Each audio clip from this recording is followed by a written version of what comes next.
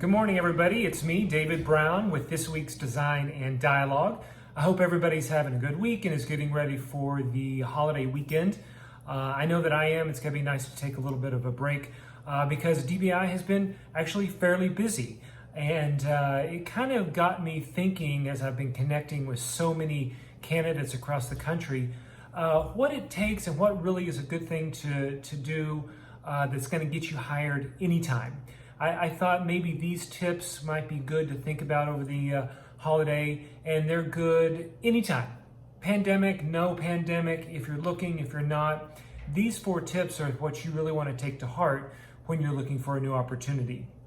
The first thing, and it's probably the easiest thing, is to really communicate. Highlight your communication skills. Be able to communicate. This means not only speaking articulately about the opportunity, which means doing your research, understanding the firm, understanding the job, but it goes further than that. It's about spell check, sentence structure, and looking professional and presentable, not only when you speak verbally, face-to-face, but in writing, etc. So make sure that you maybe bone up a little bit on some of that old English class that we took many years ago, and just be ready to be communicative in a very, very professional way. I think the next thing, and this goes for someone who's maybe out of work as well as someone who's working and looking for their next opportunity, stay focused. Don't think that you need to look at every single firm or every single opportunity that is a 20% match for your skill set. It's a waste of time. Make sure that you focus in on what you're good at, what you do, and what your wheelhouse, as my dad would say, is. Stay in your wheelhouse, which I think has something to do with a boat. I'm really not sure, but I think it means basically don't go chasing waterfalls. How about that one? Just make sure that you're not looking too far afield. The jobs will come, it may take time, but at the end of the day, you're going to be happier staying in your own specialty in jobs that you can do well, can grow within, and are comfortable doing. The next thing is a little more complicated, and I think sometimes people have a hard time with it. It's about understanding your value. What do you bring to the table? What are you good at? What skills do you have that you excel at? What areas do you need to grow into? Firms are looking at the wide spectrum of who you are and what you can bring when they're hiring. So it's critical that you take some time to really understand what your value is. And then the second part of that tip is tell your story.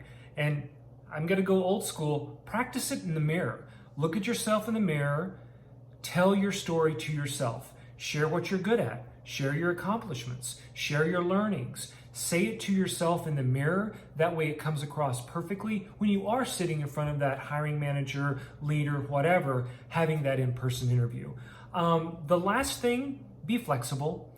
These things take time. They take time in the best of times. They take longer in times of difficulty, which we're in now.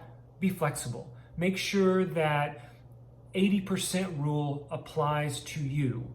You're not going to find the perfect location and higher salary and the best team and all these things. There's no 100%.